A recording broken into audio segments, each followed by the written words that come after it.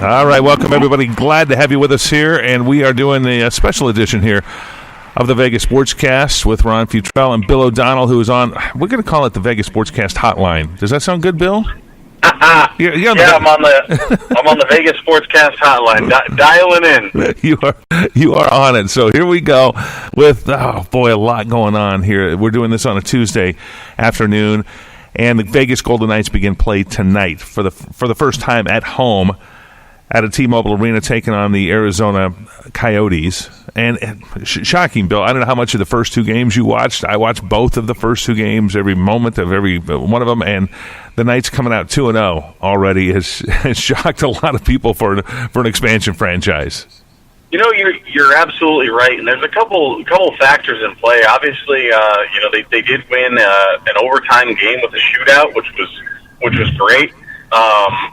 They did come out strong on the road too. But the big thing with the Golden Knights is, and I'm curious, is what I've always noticed is that sports franchises always seem to unite after tragedy. It was after the Boston Marathon bombing that Boston ended up winning the World Series that year under the Boston Strong hashtag and kind of slogan that David Ortiz pushed. It was the New England Patriots that won the Super Bowl after 9/11. I know it wasn't a New York team, but it was, the patriotic theme that they were running that year. So, I wonder if possibly, a tragedy can help, obviously, unite the city as it has and maybe propel the sports team to do better than maybe it would have otherwise.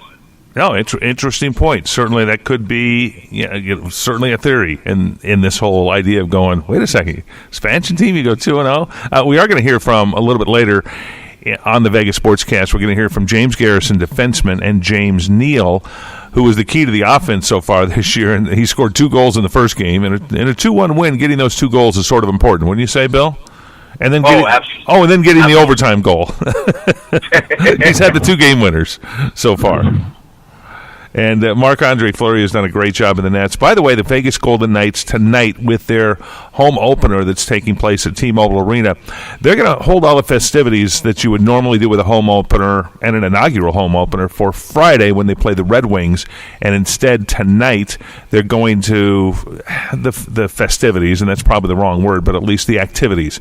Pre-game activities are going to focus on the victims of the shooting, the Mandalay Bay shooting here in Las Vegas, and also the first responders. So it sounds appropriate to take this step back. They've also, I don't know if you've seen this yet, Bill, but they've also changed the boards. There's no advertising on the boards for their inaugural game. It's all Vegas, hashtag Vegas Strong, and those sort of messages that'll be seen by the fans. Yeah, MGM actually did a multi-million-dollar advertising kind of change over the past few weeks. After the tragedy, they went and changed a lot of their advertising and said, hey, we're scrapping this for now. And, I know they were trying to change around a lot of the alcohol words to spruce things up. So, yeah, they've done their part in trying to unite the community. Okay, so before, and again, we're going to have those 2 hockey interviews with you a little bit later here. I did the interviews yesterday out at the practice facility, the City National Arena here in Summerlin. But NFL stuff, let's jump into that. Shift gears a little bit. Adrian Peterson traded from the Saints to the Cardinals today. Arizona Cardinals can use a running back, with Johnson being injured early on in the season, so they've had trouble with their running game.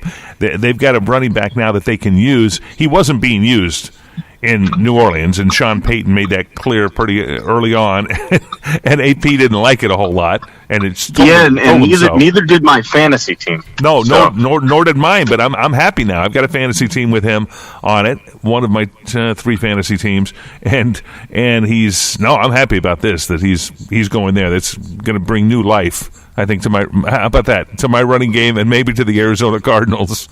Well, there was still the possibility that he could have gone to Minnesota. They did just lose their running back to ACL tear, out for the season. So, which would have been a blissful reunion back to the Vikings, but that obviously didn't happen. He knows those purple jerseys. Yeah, he does know those jerseys. A lot of teams are running into some major injuries. New York Giants lost 3 wide receivers to season-ending injuries. Houston doesn't have a defense anymore. Yep, it's J.J. Watt, also season-ending injury for him with the Giants. Odell Beckham Jr., Brandon Marshall, both out for the season. Chad Ochocinco has, and I forgot who else. It was Ochocinco did offer his services to the New York Giants to come out of retirement. Where's Megatron? Yeah, you're right. No, think about this. Okay, you're talking wide receivers that are a short time removed from the NFL, and certainly when he played with Detroit, you thought he's leaving, not really in his prime, but close to it. Yep, and that seems to be the theme of the Detroit players, to leave well before their prime while they still have a lot of gas left in the tank. I'm seeing Barry Sanders somewhere in my head. A la Barry Sanders.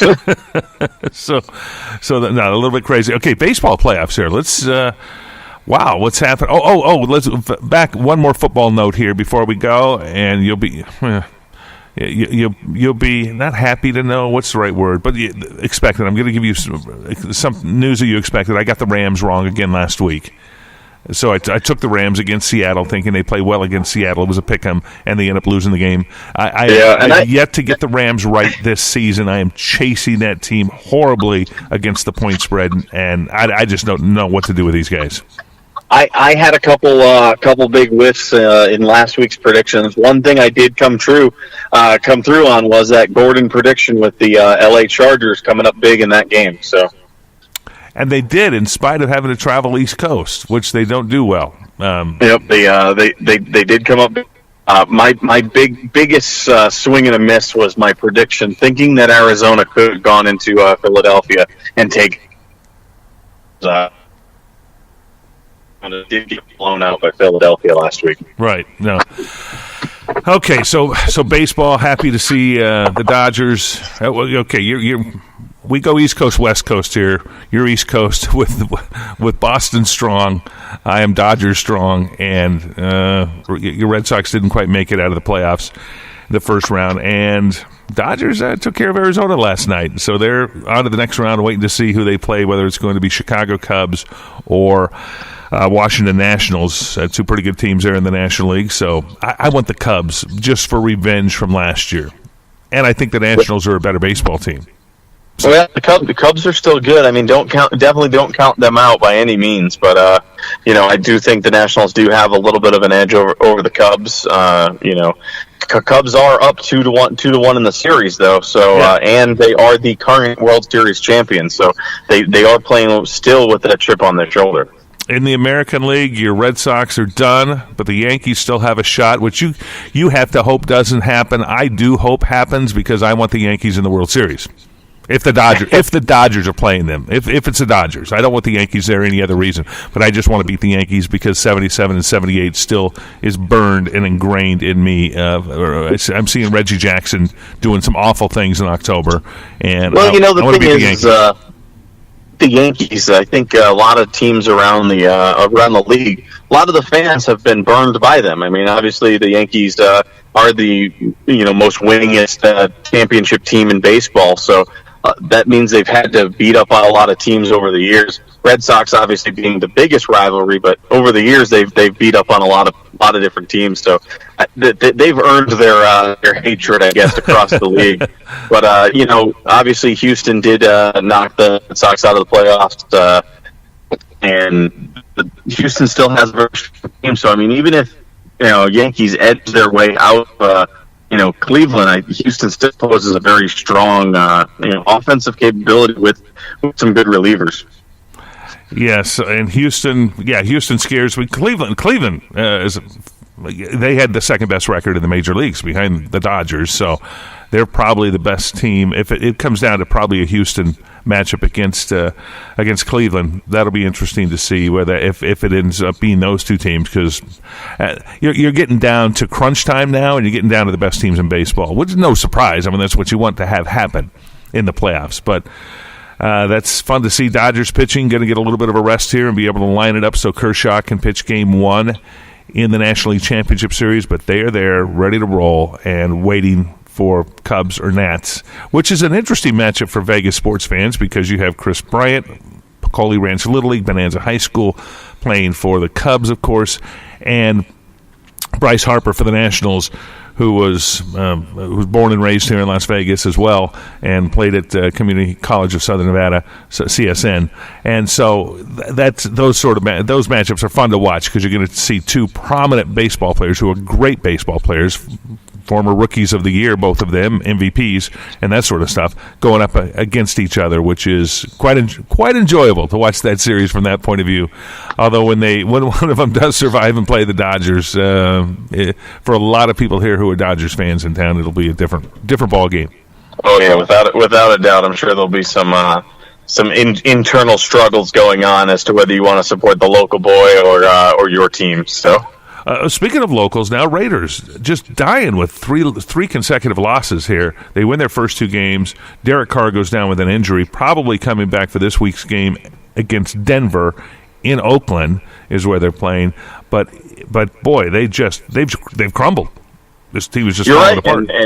And without a doubt, I think it really goes to show why Derek Carr makes that amount of money. I mean, in the offseason, he was signed to one of the highest paid quarterback deals, and a lot of people questioned it, trying to still build the rest of a team around him. And, if it wasn't proven last year when Derek Carr went down and the Raiders fell apart at the end of the season, this further reinforces how crucial, obviously, the quarterback position always is in any team, but how crucial Derek Carr as a player is and how he really brings that team cohesion together. Okay, Bill, got to ask, how you doing time-wise? I know you got an appointment that you got to take off to.